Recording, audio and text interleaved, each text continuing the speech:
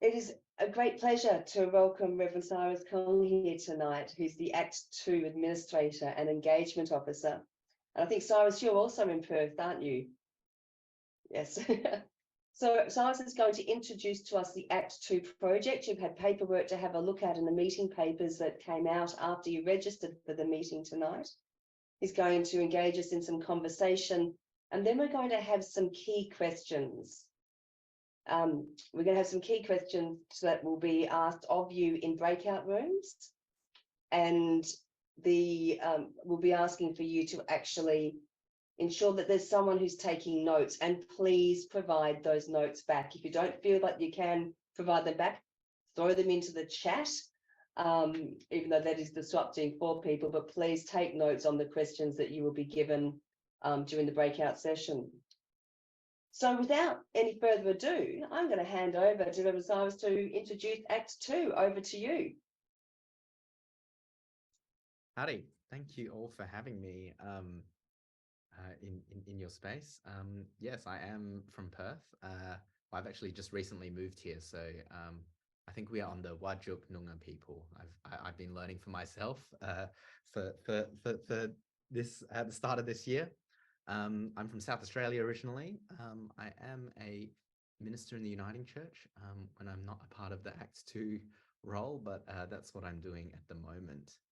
I'm just going to talk a little bit about Acts 2. I'm going to try to, I've got a little bit of a timeline here, so hopefully we will be able to spend 2 10-minute sessions on our breakout rooms, so that we really do get to be able to have some discussion and some conversations that hopefully you'll be able to feed back to us. And then we have this kind of other 10 minutes, which I might break into maybe like a, I don't know, 5-minute block, where I'll give you a quick kind of crash course of where we are in terms of the Act 2 project. Our team has just been going around to the different synods and physically trying to be in every one. I think we'll be in, there'll be a couple of us in Perth next week, but I think there was a couple in Victoria last week. So we're just, as we've been talking to lots of different people, we recognize that there has been lots of different engagements, and so people will know different things. So I do want to leave some question time for you if you did have any short things or clarifying points. Obviously, hopefully you would have had a bunch of things to read and look at. I will point you also to the website, which does have a lot of very good information. So if you feel like you've missed out on something or you want to pass someone in, that's a very good place to direct everybody to. We've worked very hard in our team to kind of have the website as this hub, collecting a lot of this conversation with Act 2. I've got a couple of slides here to start off with. This kind of looks at a little bit of the history. So this conversation really started in 2020, kind of in the Assembly space. There was an initial decision of looking at, well, what does this next part of our church look like? Obviously, our church has changed a lot over the last couple of decades, and probably over the last couple of years as well. So there is this constant change, and this conversation around Act 2 or what the future of the church will look like has come up. So there's a little bit of a timeline here for 2020 and 2021. A couple of different places where some studies and some papers were released by at the Assembly. There's some really good detailed outline type things if you're interested in kind of the history and where it all came from on the website in the About section. But in 2022, this is kind of when things started to take shape a little bit more. In September, there was an establishment of an Act 2 project unit, which is how I am in the place that I'm in at the moment. We formed a project unit to actually get this conversation on the way. I think it was in that time that the Act 2 project was deemed both urgent and important, which is why we have this kind of next slide, which I think you got, with kind of what we're hoping to plan, what we're hoping to do in the next year and a half up to July 2024, which is when the Assembly meets again. and we'll begin having this continual conversation. So from now until July, really, we are as a team working very hard to be able to have conversations with all of our different councils of the church, do our consulting and engagement. So at the moment, we are in our exploration phase. So if you look up here, these up the top right here, there are our 4 phases that we're going to be moving through. The third one is really the implementation in 2024 onwards, but the 3 before that are explore, discern, and recommend. So we're at the explore phase now. We've just kind of almost getting to the end of our synod visits, where we've been in person. A few of you might have seen Andrew and Bethany, who was in Victaz, I think last week or the week before. I was down in South Australia a couple of weeks ago, and then we'll be up in Perth. Andrew and Eric, the other 2 members of the team, also went up to Queensland, I think Northern Territory recently. So in this explore phase, we're really looking at what are the different imperatives of the presbyteries and of the synods and the different councils of the churches, and what it is that is of value to them. So that's really going to be where our breakout room kind of questions are focused around today. There are 4 in this middle section. There are kind of 4 work streams we're trying to work around. The first one is local communities of faith and discipleship, which I think has really been a focus when we've been talking with presbyteries. The second one is around national identity. So what does it mean to be a national church? Our third work stream is around governance and resourcing. This is also work stream 1 and work stream 3, I think, have usually been the places that the presbyteries have found the most interest in. And then our 4th work stream is theological culture and education. And we have tried to make a distinction there around theological culture. So when we're talking about theological culture and education, we're not just talking about our different colleges and institutions, although they do play a big part of that. So we're breaking these down into these 4 sections. The theological culture and education, we are probably going to be looking at more towards the end of this year. So keep kind of posted on that conversation. The national identity conversation will be picked up around our national forums that will kind of be around the middle of the year as well. But today, hopefully, and in this explore phase, we're really going to be looking at local communities of faith and governance and resourcing. If you look at that, our timeline there has been from February to May.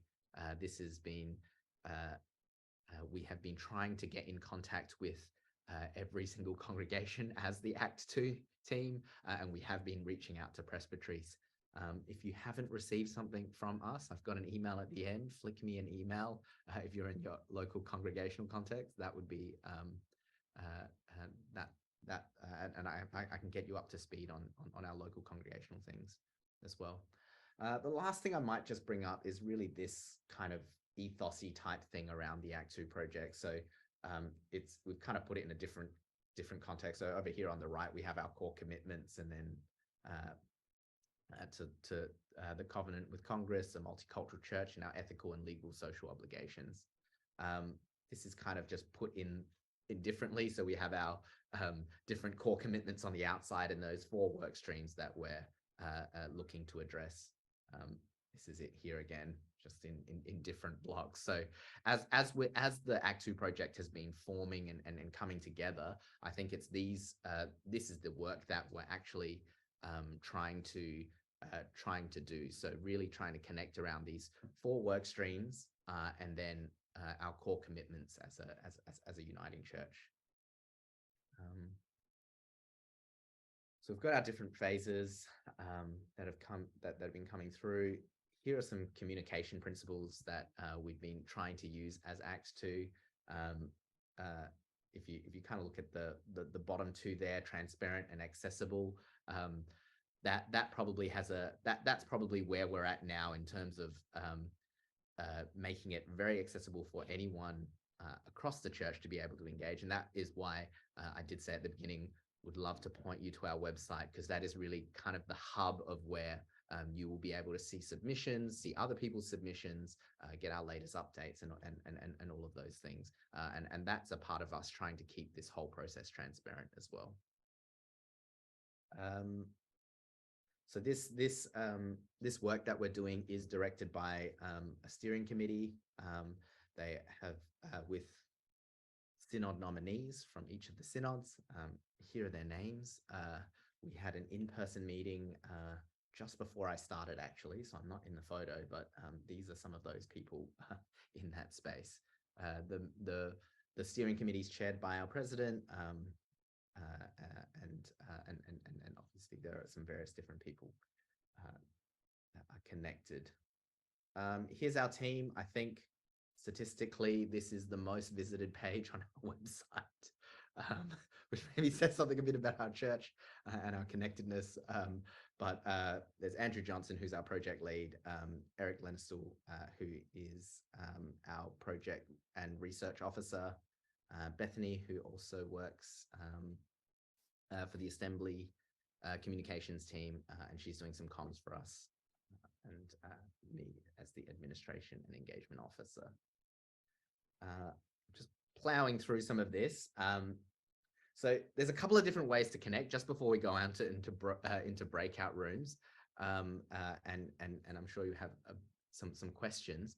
But some things that are coming up is our church council pack. So we have tried to send this out to every single congregation, and there is a little pack there for church councils to be able to engage in on this conversation as well. Really, it's around that work stream 1. It's asking questions like, what are the things that you know, are life-giving in your local context? And then the other thing that the fourth point there is our focus groups. So that's coming up in the next couple of weeks, where I think if you go on our website, there'll be all the different times for our focus groups. So we have focus groups around small congregations, mid-sized congregations, faith communities, cold congregations, people working with young people, people wanting to engage in outreach and justice, trying to hit that local communities of faith in those different areas as well. I wanted to point out those two things because these are all of the different ways that we've been trying to reach out into the different parts of our church. And then obviously I'm having a conversation with you as the presbytery today as well. So hopefully part of our shared groups, some of you might be able to have your presbytery hat on as well. Hopefully knowing that we do have those church council conversations there around, you know, what's important to at that local level at the church council space.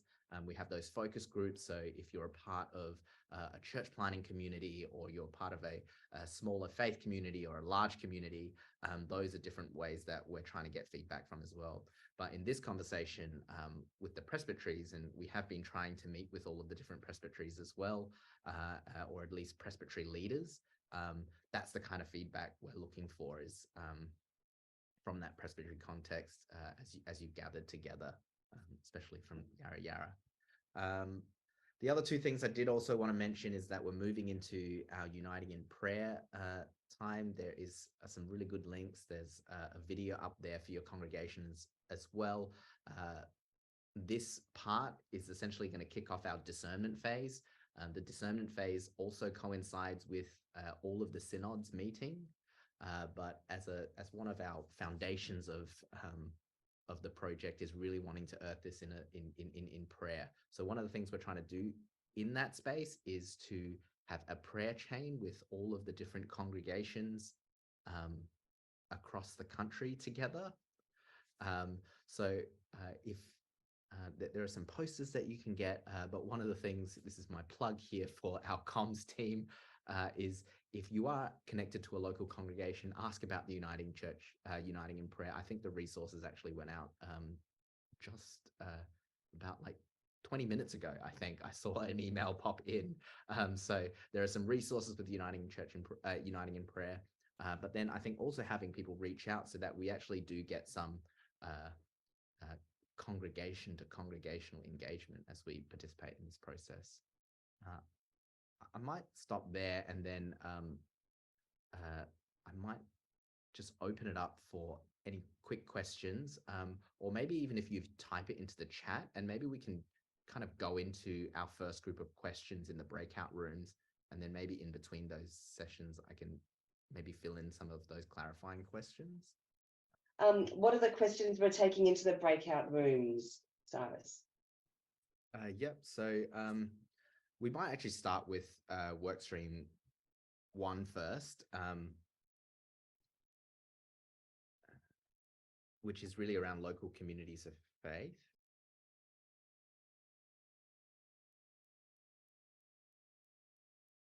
And so what is the next lot of questions that we're looking at? Yep, so we're looking at the workstream 3, so governance and resourcing. Some helpful kind of conversations here. I know it's different in different presbyteries, but I think where a lot of this conversation has landed in a lot of places is, I think, us recognizing that our church has changed significantly. People trying to engage dealing with buildings, aging congregations, but then also in different parts of our church, flourishing congregations and congregations with different focuses and things that are happening together. So that's kind of where some of this has landed. Again, think about that presbytery hat, but then also, add into how your local community and the presbytery and maybe that, those sorts of things can connect.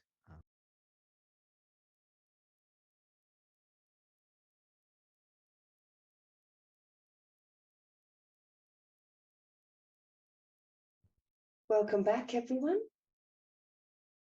Is there anything burning that you'd like to say? Again, please feed back your answers, your responses, your discernment through to both Presbytery and to Cyrus and the ACT2 project, and encouraging you to ensure that your church council is having these conversations as well. Okay, so Cyrus, did you want to say anything further before we finish this session of the meeting tonight?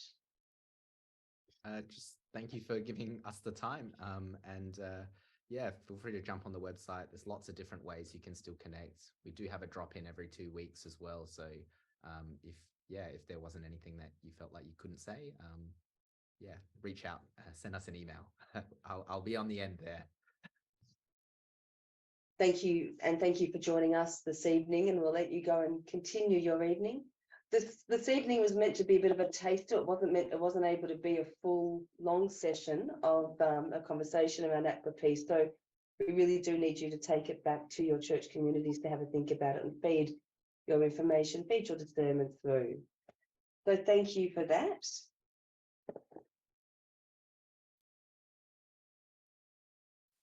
Okay, I'm going to introduce Rev Dr Robyn Whitaker.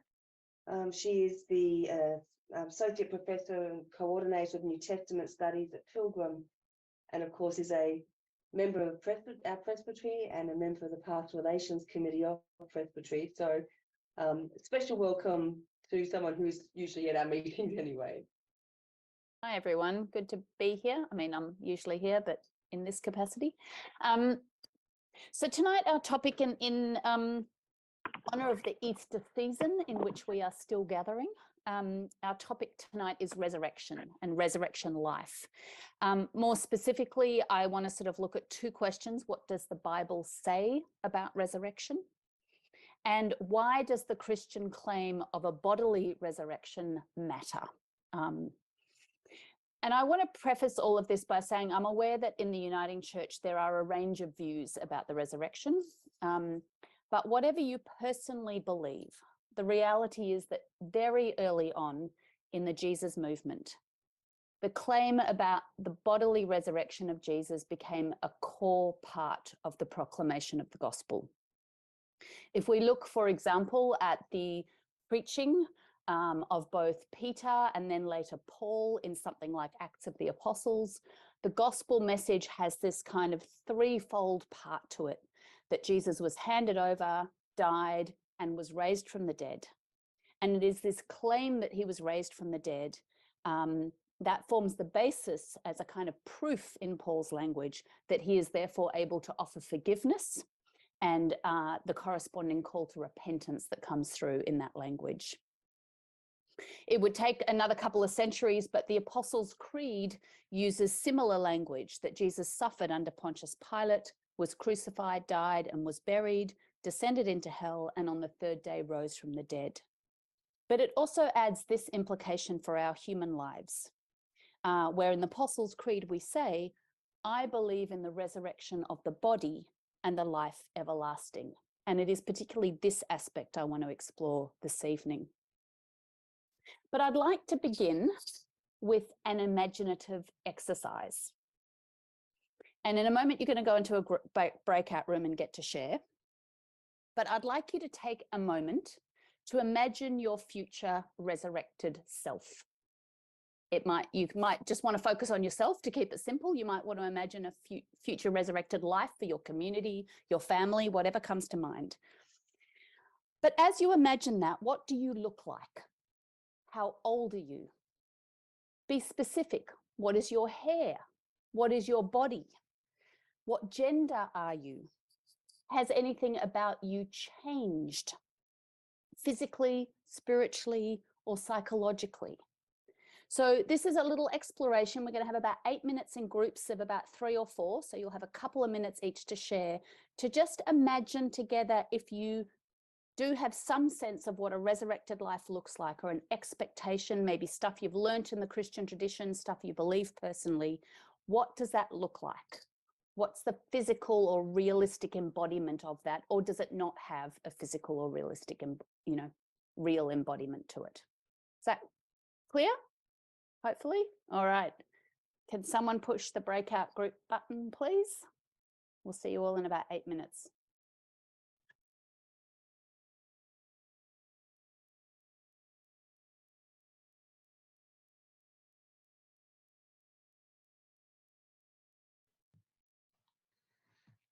All right, everyone, welcome back. I think we're all back here. I'm just going to share my screen and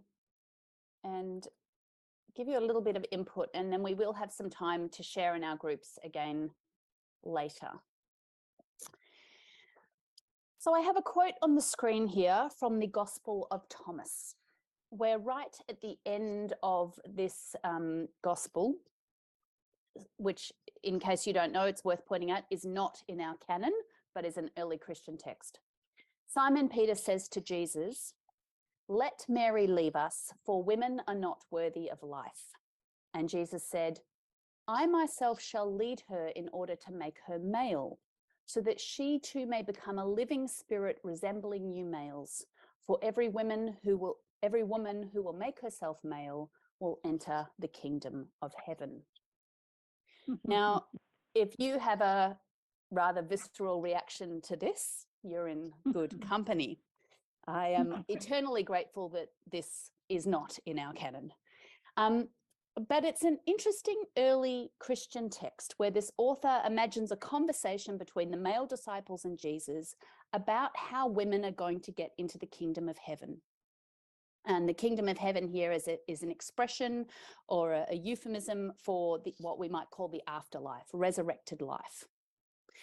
And while we might be amused or offended by this supposed problem of being female, being solved by making everyone male, this gender diversity flattening is a really interesting aspect of afterlife life.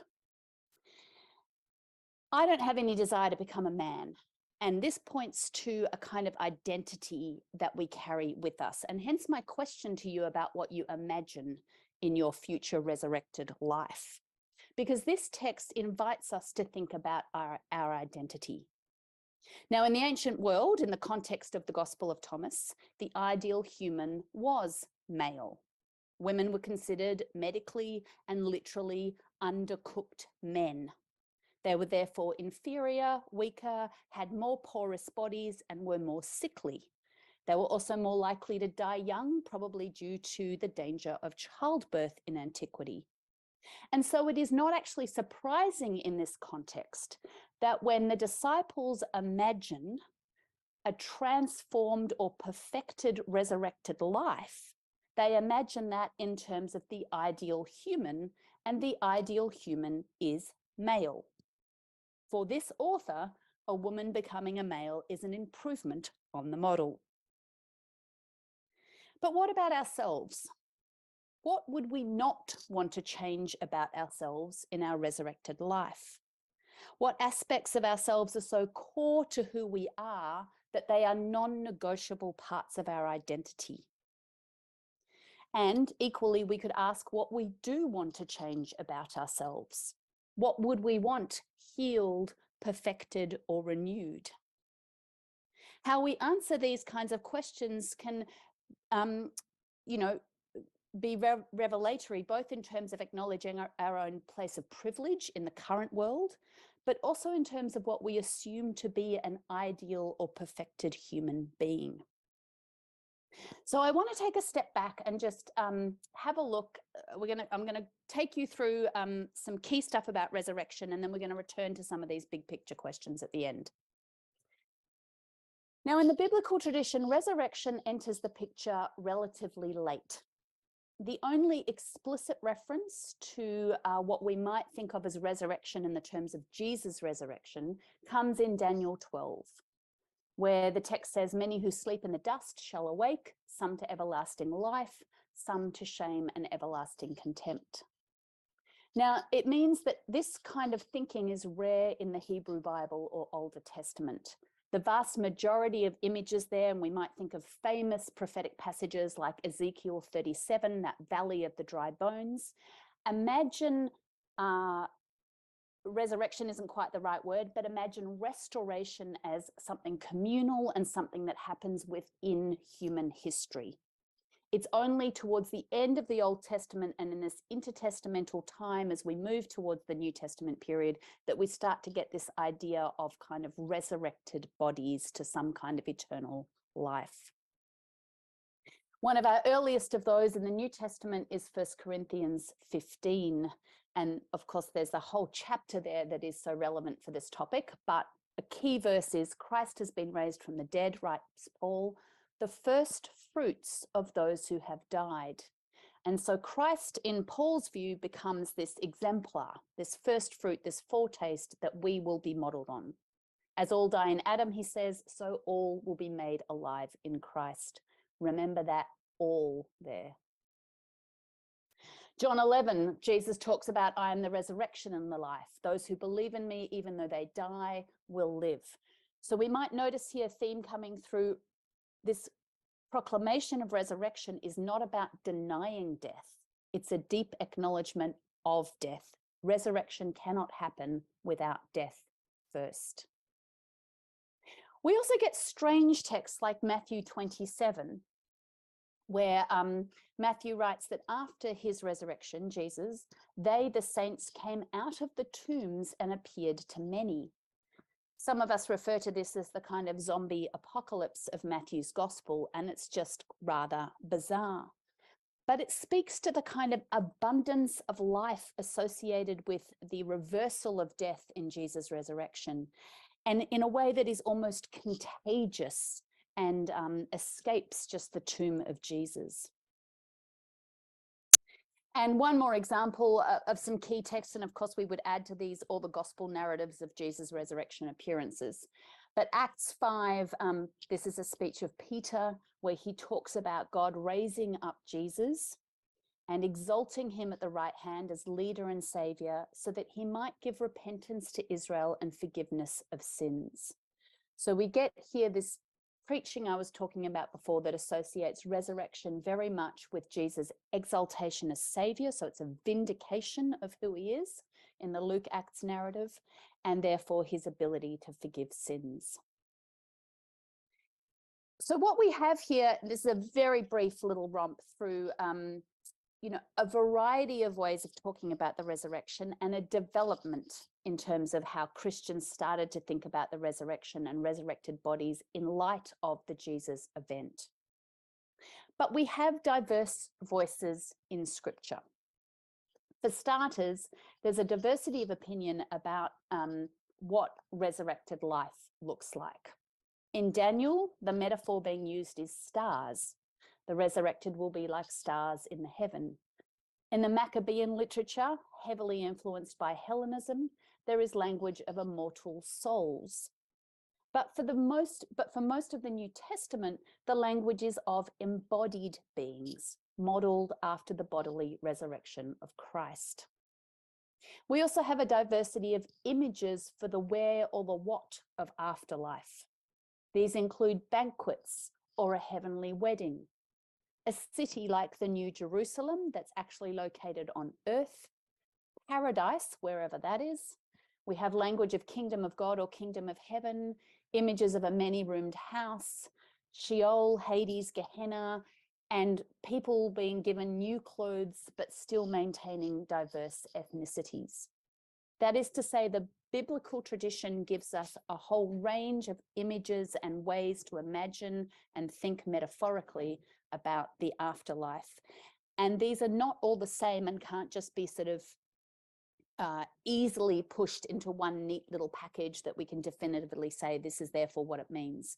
In many ways, much like language for God, we are dealing with metaphorical language that is trying to give expression to something that is inherently impossible to express.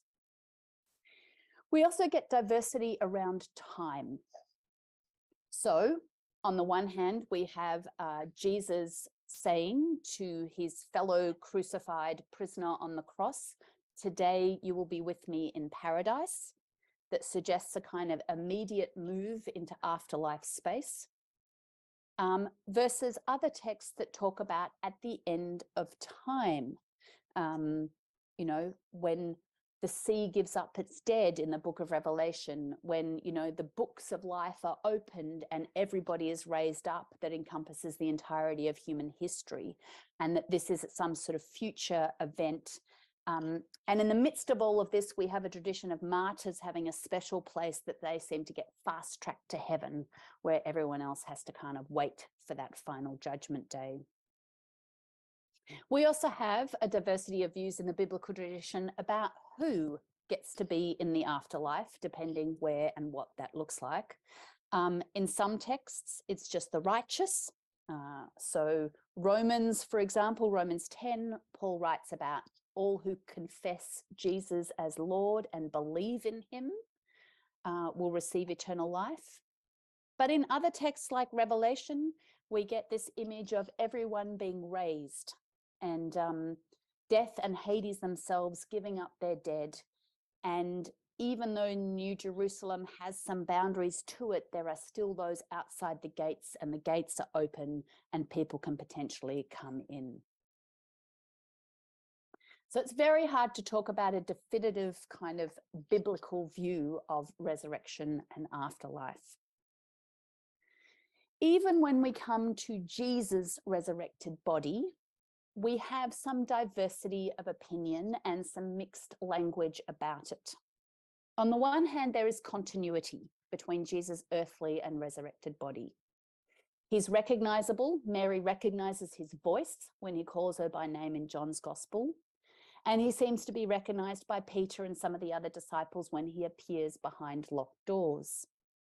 Jesus speaks and eats and has a physical form. He can be touched, and he bears the scars of his wounds from the cross. These make him recognizable or familiar in some ways. But then we have texts that disrupt this. For example, in Luke 24, recently in the lectionary, might be familiar to you, Cleopas and the other disciple do not recognize the man they're talking and walking with until they break bread.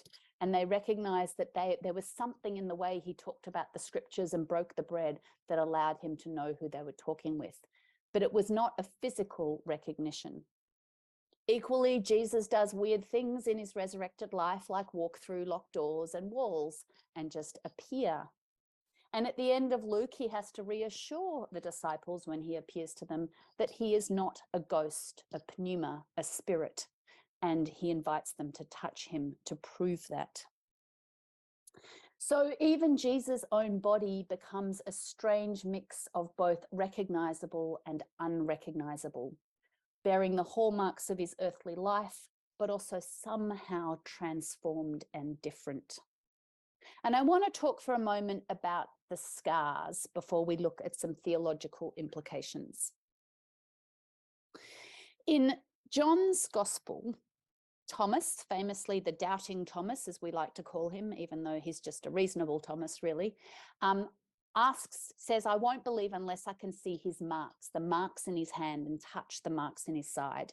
And the Greek language here is this word tupoi or tupos. It's a word used for stamping or imprinting something. So it's the stamp on his body, the scar or the mark on his body.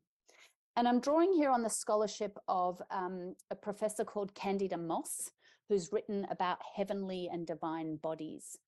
And she makes an argument that despite all the art that likes to depict the crucified and risen Jesus with sort of bleeding, gaping wounds, we should think of the marks on Jesus' body as scars, that is, as healed.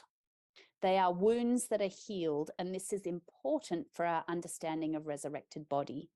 They are no longer painful, consistent with the claim in Revelation that there will be no pain in the afterlife, but they are consistent with his earthly experience, with his identity as a crucified man.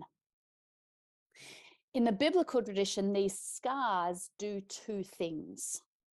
They prove that he is alive because only living people's wounds heal, and there's a whole lot of medical texts that talk about that. So he has to be alive again, truly alive again, for these wounds to have healed and scarred over. But they also prove his identity. Jesus is recognized by these marks on his body. His past is not forgotten, but rather deeply shapes who he is and is a core part of himself. So before I hand over to you to go back into some groups, I want to talk about 4 theological implications to affirming a bodily resurrection of Jesus, and as those who are promised, him being the first fruits, a bodily resurrection for human beings. And I don't really want to get into the nitty-gritty debates, although we can talk about them afterwards. I think to ask, whether what really happened scientifically or otherwise is asking the wrong questions of these kind of ancient texts. I think even if you think the resurrection is some sort of metaphor or symbol, the theological implications still apply. And the first is that Jesus' bodily resurrection affirms that we are mortal. Life is short and we will all die. Now, this might seem like a strange thing to affirm, but Greg Carey, in his book on eschatology, talks about how affirming the resurrection allows us to take seriously the reality of death. We modern Christians live in a death-denying culture. We use all the euphemisms of passing on or crossing over. We imagine being reunited with loved ones, and yet we are not immortal souls. We die. We die body and spirit. We cease to exist. And precisely because of that, the pain of death is serious and real. Somewhat ironically, or perhaps counterculturally, our affirmation in the resurrection allows us to acknowledge the seriousness of death, that it is the real break that it is, and allows us to help people to grieve precisely because of resurrection hope. So I would say when we don't affirm, or the flip side of saying this is if we don't affirm a bodily resurrection and have some sort of notion of immortality of the soul, there is a sense of continuity that can be quite death denying, as if someone's just moved on to a different place. Secondly, I think the bodily resurrection of Jesus is a grand theological affirmation that our bodies are good and worthy of honor. And we loop back here all the way to Genesis 1, where God declares that what God created is good. And our bodies too have the potential, are good and have the potential for doing good. I think this has all kinds of ethical implications for an affirmation of bodily life. for the pleasures of sex and eating and exercise and self-care. And with those, the responsibilities and the ethical demands to not only care for our own bodies, but also the bodies of others, and particularly the bodies of the vulnerable. If bodies are good and worthy of honour, they need to be honoured by all of us. Thirdly, I think one of the implications of affirming a bodily resurrection in the Christian tradition is that it affirms our human identity as embodied beings. So our particularity matters. And by this, I mean that we cannot separate our spiritual or emotional, psychological being from our physical way of being in the world. We know each other, we encounter each other as these embodied creatures. Interestingly, because I have a side love of listening to integrative medicine podcasts for fun, I've been fascinated how in the last few decades, both the medical field and the psychological field are increasingly affirming this mind-body connection. Examples like the fact that our gut microbiome affects our mood and contributes to depression and anxiety. That what we eat makes us more or less likely to get Alzheimer's. That things like psychological trauma can be experienced as real physical pain. You know, the fact our mind-body connection is being, shown more and more proved with science. But despite this new knowledge and our ancient Christian claims about our embodiedness, many Christians today function with what I would say is a Greek ontology. This idea that we have this soul that lives forever, this pure spiritual part of us that goes to heaven when we die, and bodies that are corrupt and stay in the ground. In some of the worst versions of that theology, Christian bodies then become distasteful. They're the things that are prone to sin and temptation. They are dirty or impure or unspiritual. And we end up with this body-spirit kind of dualism that's deeply problematic. Now, I can see why many people think this, because on the one hand, when we bury the dead, we put a body in the ground, right? And when we see a dead body, we can sense when a life force has left it. But this is not the Christian claim. This idea of an immortal soul that leaves a corrupt fleshly corpse is a Platonic idea and one that the biblical writers reject. So Jesus being raised as a fully embodied, enfleshed physical being as an exemplar for our own bodies is deeply important. And the implication tied to this is that our ideas about what that future body looks like shapes how we think about and value bodies in the present.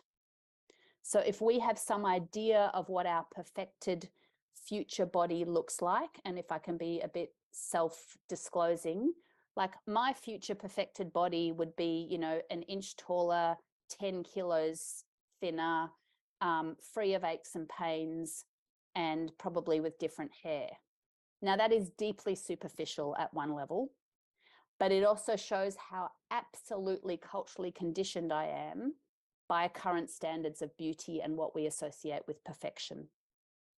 And I use that just an example because what we think a future perfected body looks like deeply shapes the kinds of things we value in bodies that we've got to kind of instinctively fight against to be able to affirm the goodness of our bodies as they are in all their diversity.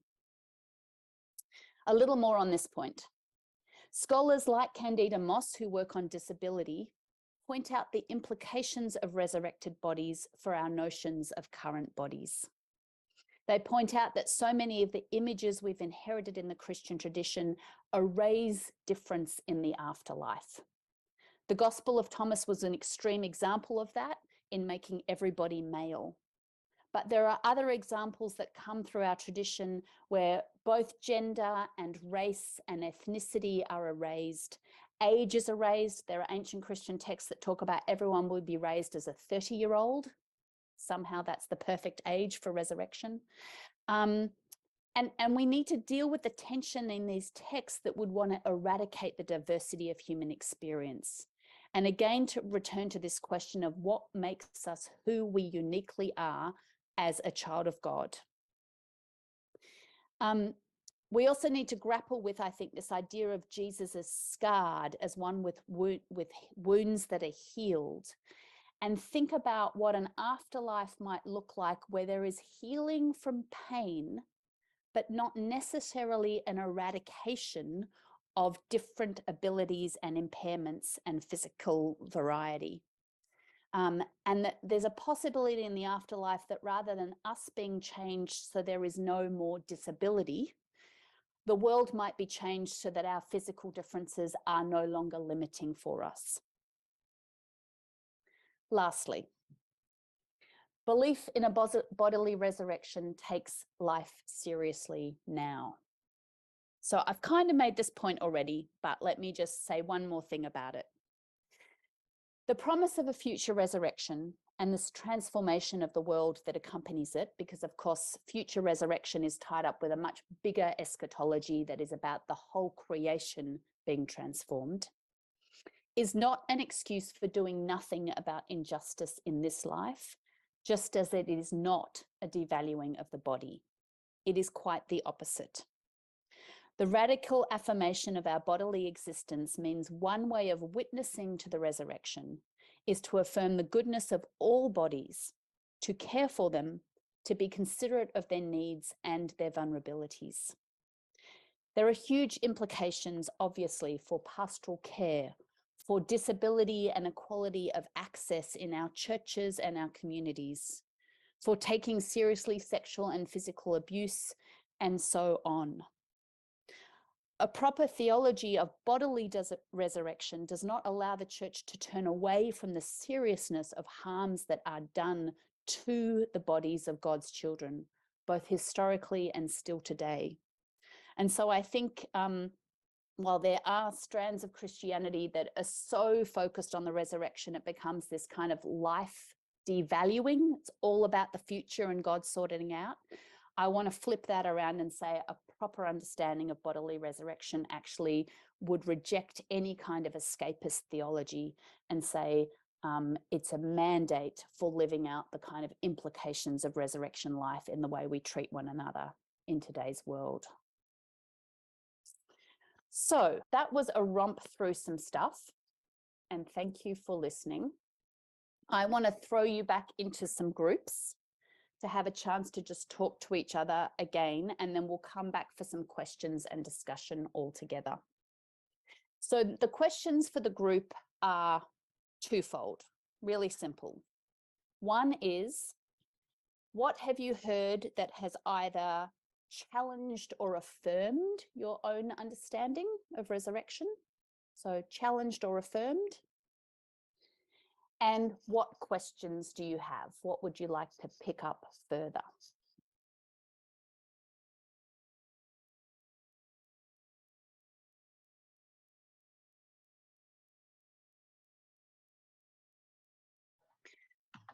Welcome back, everyone.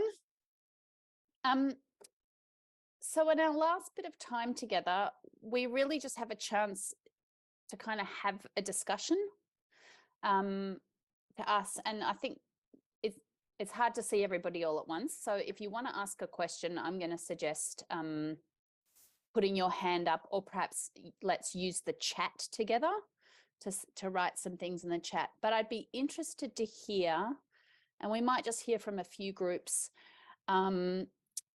before we get to questions, what were the challenging points and what were the affirming points? What did you feel affirmed in, and where did you feel challenged, or where do you want to challenge and push back to me? It's equally. So is anyone game to give a bit of a report back from your group? And again, I can't see you all, so you might need to put up a hand, and then I think you come to the top of the screen. Yeah, people use the raise hand function. That will let Robyn see who you are, and you'll need to unmute when you put your hand up, please. Yeah, great. Glenn, let's hear from Glenn, and then Ken will be next after that. Yeah, thanks very much, Robyn. It's been excellent. Your presentation has been really helpful and valuable. We particularly appreciated the emphasis on how the body matters now, because the body will be raised. So it's not an escapist kind of theology all about dying and going off to some other place, but the way we relate to ourselves, to our embodied existence, and not only ourselves as individuals, but to the whole of creation. Because if I understand the drift of your argument, it's not only human beings who are at the heart of God's purposes, but all of creation. So creation as an embodied reality matters, because creation matters in the new creation. So I guess just a word of affirming of how valuable we found that observation.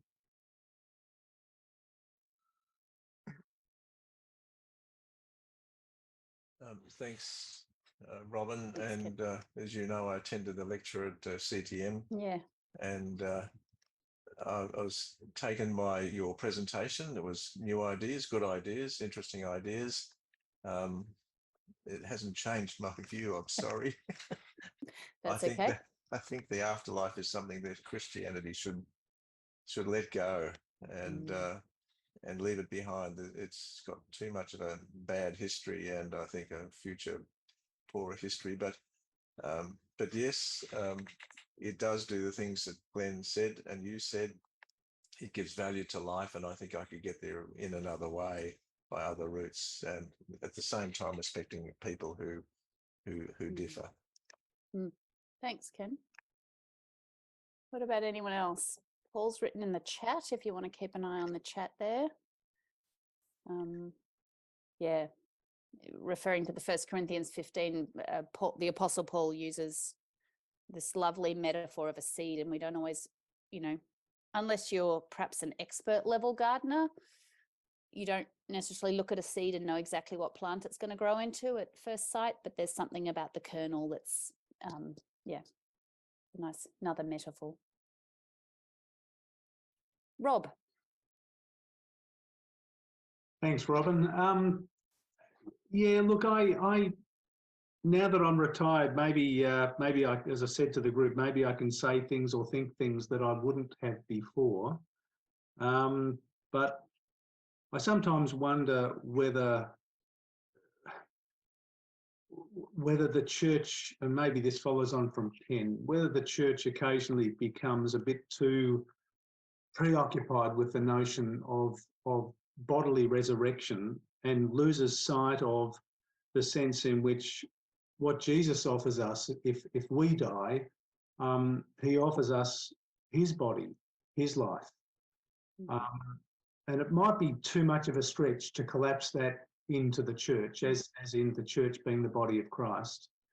I realise that might be a little bit too, that sort of eschatology might be a little bit too realised for some. But I do think that that the church throughout its history has occasionally been, leading people to become far too preoccupied with what sort of body they'll have in the resurrection. And I would want to affirm what Glenn said earlier, and our group also picked up on that, the significance of this reality to God. But thank you, a very thought-provoking presentation. Thanks, Rob. And let me just perhaps nuance a little before, I think Alistair's got his hand up as well. The first thing I'd say, you just made me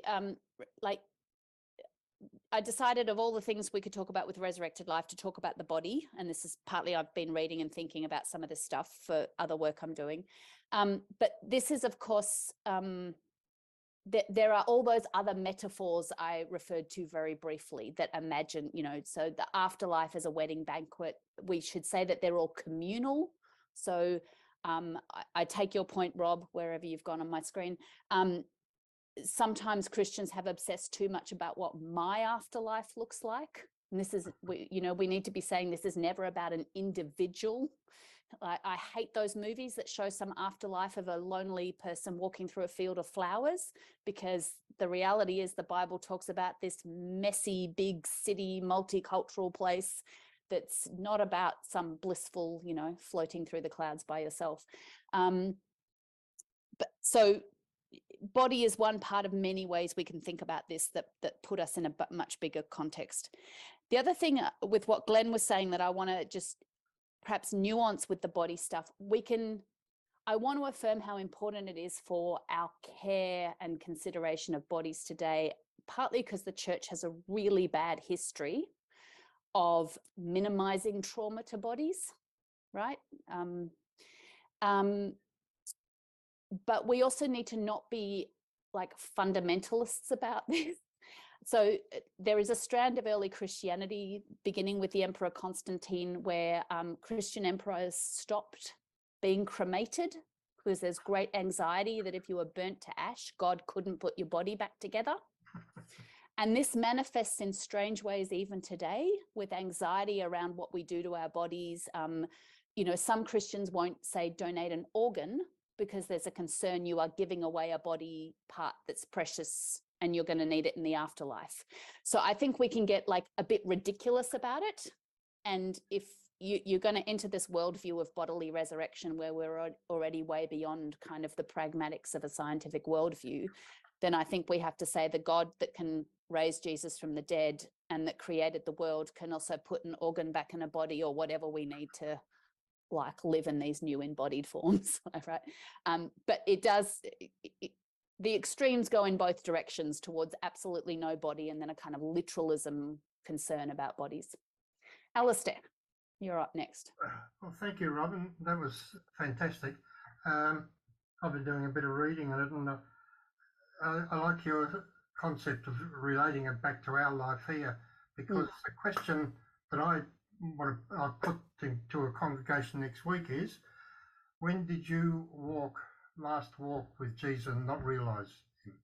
In other words, being in the community and not seeing Jesus. But the other interesting thing, I've been reading a bit about the Islamic view of the Christian view, and I think this is why we sort of need to know a bit about resurrection to when people start arguing something that is absolutely nonsense from our point of view anyway. But you know, the resuscitation and the hallucination ideas that make it, ridicule our belief in that sense. And I think we should know, particularly with the way that Jehovah's Witnesses behave, that sort of thing. Anyway, but it was very thought-provoking, but I loved it. Thank you. Pleasure. Thanks, Alistair. And I did want to talk about bodies because I do think this is deeply pastoral as well. And particularly, I mean, I only touched on the disability stuff, and I'm putting references to some of the books I've been reading for those of you who might want to know more. So the Candida Moss one is Divine Bodies, Resurrection, Perfection in the New Testament. And the flip side of that is Megan Henning's book, Hell Hath No Fury, where she talks about bodies in hell in ancient texts, again, in light of disability and what the implications are for the way we think about bodies today. So there's interesting new work happening in biblical studies in these spaces. But the pastoral implication that they would point to is sometimes in our effort to provide hope and comfort, we can too quickly say, you know, maybe to someone with a disability, well, that'll all go away in the afterlife, right? And there's a real tension about how we honor diversity and what healing and then carrying those scars look like and what's part of our identity. So that question I started with, if you're perhaps hearing impaired, is that a core part of your identity that you would not want to change in the afterlife, but maybe the afterlife is different enough that is in no way limiting in the way you can communicate with people.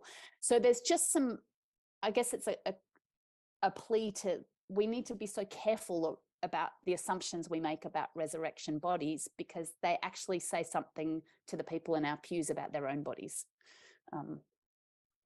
And we can, be a bit glib on that. Anyone else want to ask a question or make a comment? Raise anything else? Got a few more minutes. I'm just putting one more book in the chat. Marguerite, you want to unmute? what fascinates me is that the Jesus coming that we read came back, and they're able to, Thomas, I think, was able to touch his scars, and whatever happened, these disciples who were scared, they had a strong belief, didn't they? After the resurrection, it completely changed their lives. They changed, and it started this massive movement and belief system that is now the largest in the world. So something very concrete happened, didn't it? After his death, completely changed those people, whatever it was.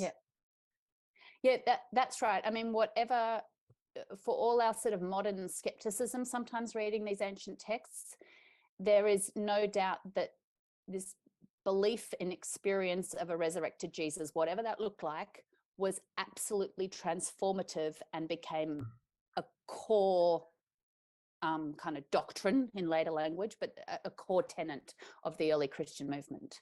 And that's just all through our texts, even with the diversity of expression. Yeah, thanks, Marguerite. Ray, you've got a hand up. You'll need to unmute.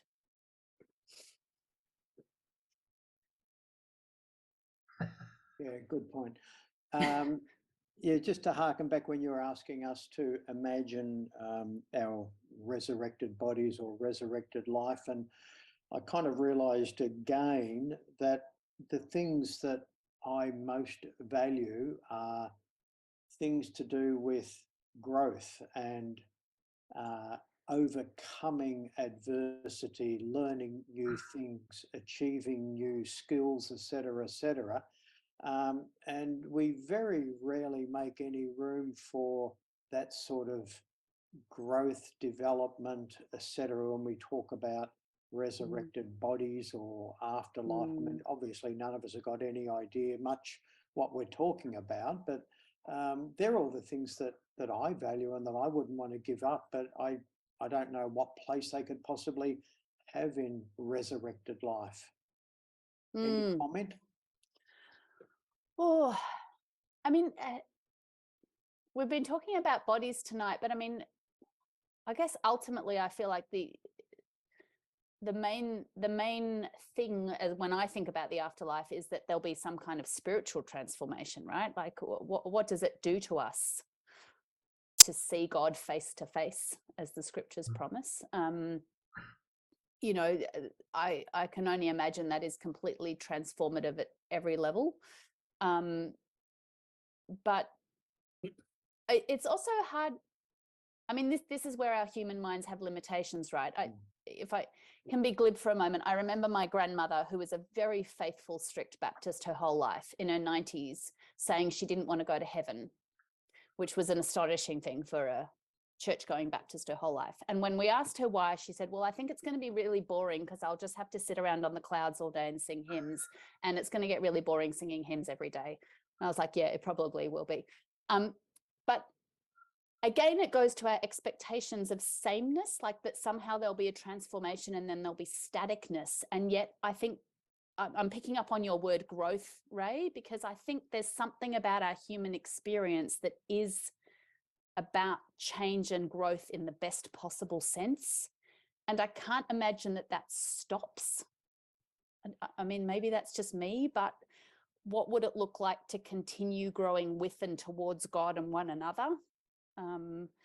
It seems to me that it makes no sense that would just stop in some way. I don't know. So transformation maybe is a process or I don't know if that really gets to what you were asking. But Rod. And then we probably have time for one more after Rod, and then we'll wrap up. Thanks, Robyn. It sounds to me like your grandmother watched The Good Place. Yes. Great show. Yeah, absolutely.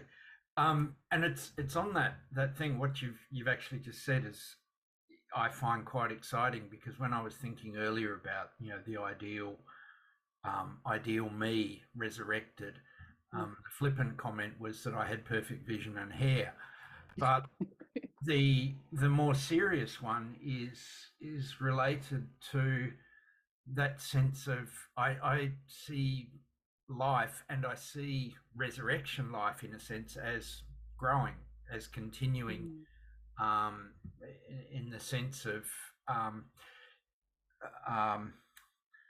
almost perfection is maturity, you know. So that sense of if I'm perfect, it's not because I have no flaws, it's because I'm continuing to grow, and as you say, you know, to grow as part of community more deeply into God.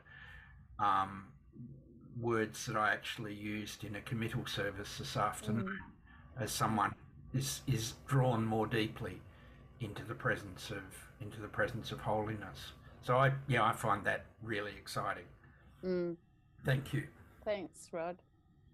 Oh, and thank you, Sally. Sally's just put a beautiful quote in the chat. You might like to all read. Alistair, is that a new hand up? Yes, it is. Yep. Maybe there are 7 levels in heaven. But a question to you. I had it in my mind at the beginning, and then something you said re-emerged for me. On the cross, Christ says, "This day you will be in paradise." And yet the creed says that he was 3 days in Hades. Yes. But we could have a whole session on what is traditionally called the harrowing of hell. In Matthew's gospel, Jesus goes down to hell and we get the zombie at the tombs being opened and stuff. I think it's just a fun story for starters, but it's actually, I think, profoundly important that Jesus in his death goes into the realm of the dead and open, like it's this great symbol of the cracking open of the power of death, right? So that life emerges from this realm of the dead, if we want to read it symbolically. So I think, so again, we're dealing with, symbolic theological language, metaphors that made sense in the cosmology of the day, where there was this realm of the dead under the earth and heaven was up there somewhere, right?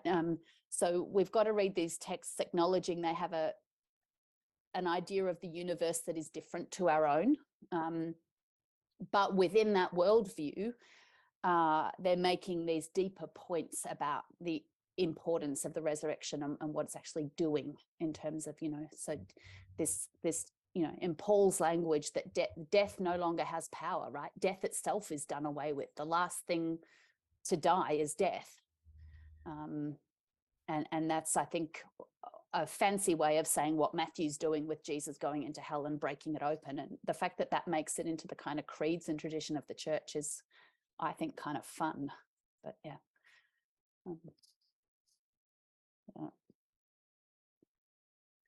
Well, thank you, everybody. It's whatever it is, Wednesday night in the middle of the week. And if you're like me, you're probably tired. So I appreciate the questions and the engagement, and I hope it's been helpful to talk with each other about some of the sort of diversity of our tradition and also something that's kind of core and has all these beautiful implications for the way we talk about faith. So thanks, everyone. I just want to, on behalf of the Presbytery, to thank Robyn. I think all of you would agree that her lecture, in particular, the notion of bodily resurrection and embodiment, and its implication was thought-provoking, inspiring, and most importantly, it really provided an opportunity for all of us to reflect on our lives, not just as an individual, as she said, but also as a community. So we would like to thank her, even though we're clapping our hands, you can't hear, but thank you so much. I just want to remind everyone that's not it. We still have 2 Wednesday Zoom Presbytery meetings with educational opportunity. So in July, we have Rev Dr Jeff Thompson to come to speak and share with us. And then the last Zoom Wednesday meeting in October, we have our colleague, Rev Dr Sally Douglas. So we are having a feast today, and we are going to have another one, and then another one. So I just want to say thank you for your attendance. I hope tonight is truly an enjoyable and wonderful opportunity for all of us to gather together. Thanks, Sonny, and thanks, Robyn. Thank you all for coming tonight. Just a reminder, Act 2, not Act for Peace. I don't know why I've got Act for Peace in my head today.